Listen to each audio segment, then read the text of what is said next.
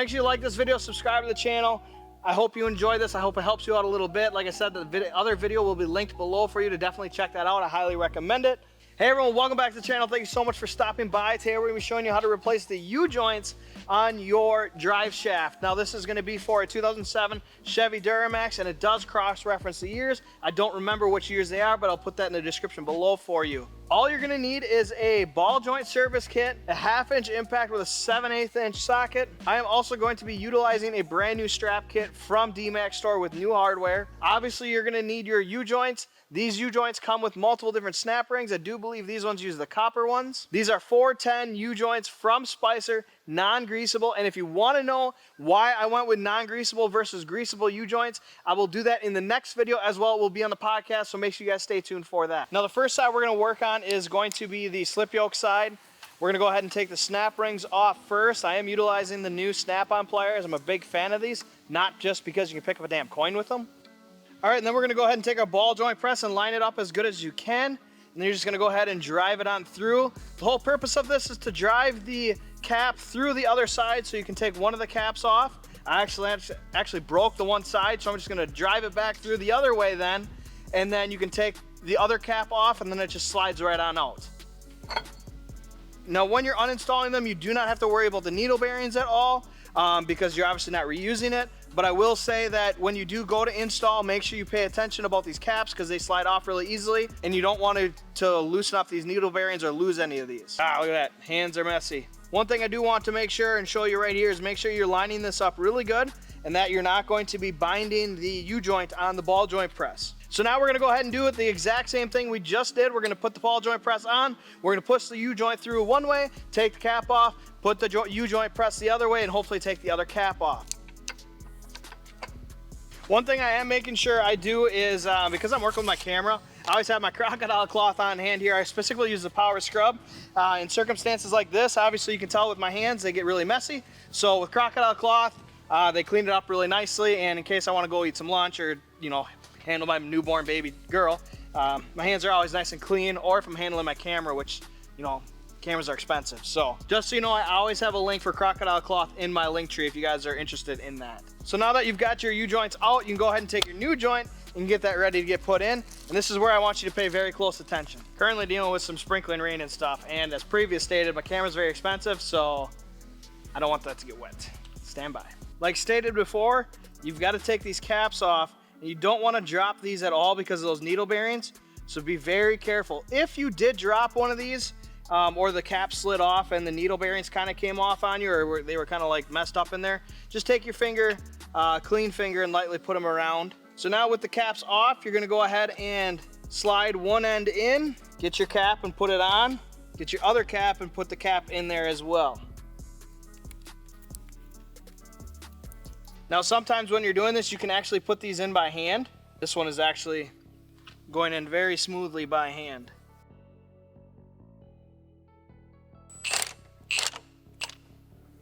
Now we've got those pressed back in. We have to work this one back the other way and able to get our new snap rings put in.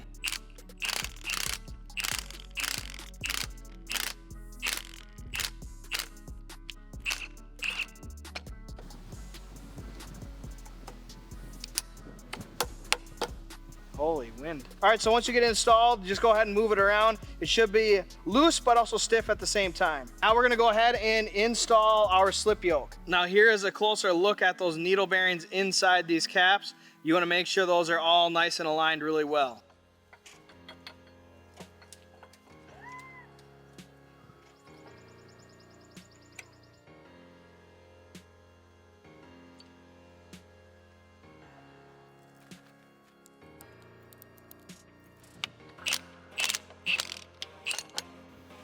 Now I do want to point out here, if you can see, I'm not actually putting this over again. Now you want the ball joint press to actually be able to grab onto either the drive shaft or the yoke right here so that you can push it in. And then you just want to push it in just a little bit. You don't want to push it in all the way to where you force it to go too far one way, and I'll demonstrate that.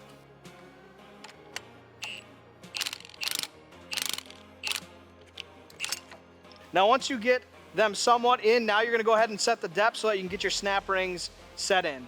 Again, I've done a video on this and I will link that video below for you. It's more of a controlled environment in Eric's shop.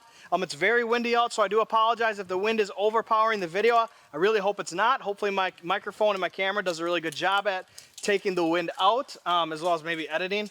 But now we're gonna go ahead and do this side. Like I said, that link for the other video will be below as well.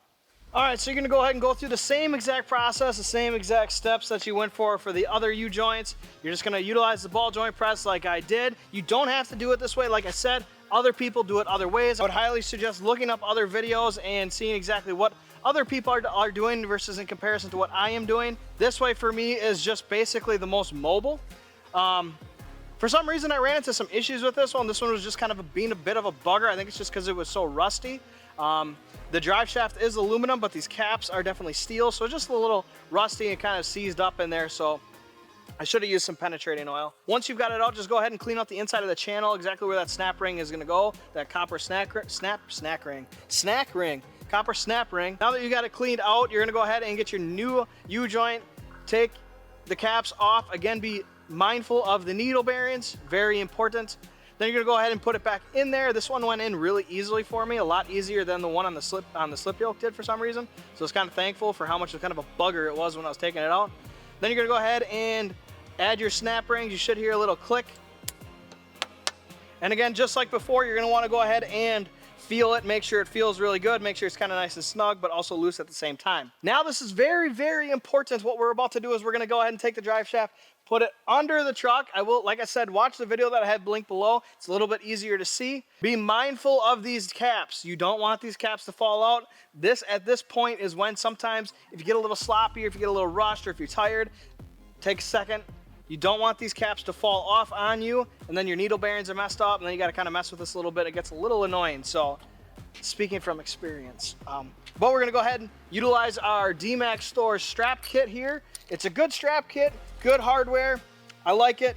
It's basically all I have to say about it. It is what it is, it's hardware. Now when you get the drive shaft underneath here, you're gonna go ahead and just kind of slip it in first. You're gonna slip and slide it in the transfer case down there. And then once you get it in there, you can go ahead and line it up and just slide it into position. And then you're gonna take your strap kit and you're gonna go ahead and install your strap kit, which I do believe this is 2 11mm bolts. Right now I'm utilizing a swivel head ratcheting wrench. I do like these in situations like this. It makes it very easy to get at certain bolts and everything like that. In the past I have used as well just regular ratcheting wrench.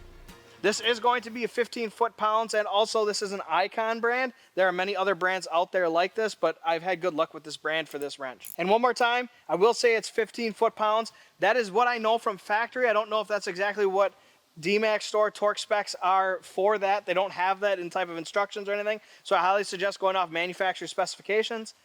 To be 100% honest, I would say most of the time I just get it really nice and tight. Now comes the fun part of the project where everybody hates to do, but it has to be done. And that's where we're just gonna go ahead and clean everything up. Take everything, put everything away. I will say, with your ball joint press, always make sure that you keep it lubricated. But yeah, clean up your stuff and you're ready to be finished with this project. One quick note here, I'm gonna show you exactly how great this Power Scrub stuff is by Crocodile Cloth. You can see how messy my hands are. We're just gonna go ahead and take our cloth and start cleaning our hands. I tell you what though, this is gonna be an absolute two-clother. And my goodness, my hands are absolutely dirty. I did not anticipate my hands getting this dirty in this project. But just like that, Crocodile Cloth cleans my hands really good. Again, I do apologize if the wind in this video is a little overpowering. That's just something I cannot control, unfortunately. Stay tuned for the next video as exactly why I did non-greasable versus greasable U-joints, as well as we're gonna go ahead and get the LBZ fired up for the first time in a very long time, and maybe quite possibly get it on the road. So make sure you like this video, subscribe to the channel. I hope you enjoy this. I hope it helps you out a little bit. Like I said, the other video will be linked below for you to definitely check that out. I highly recommend it. Oh, and also I got a crazy good deal on some lug nuts from Rock Auto that you guys are gonna wanna find out how much I paid for them coming up here real shortly versus what the parts store told me I was gonna pay. It's pretty crazy. All right, have a good night.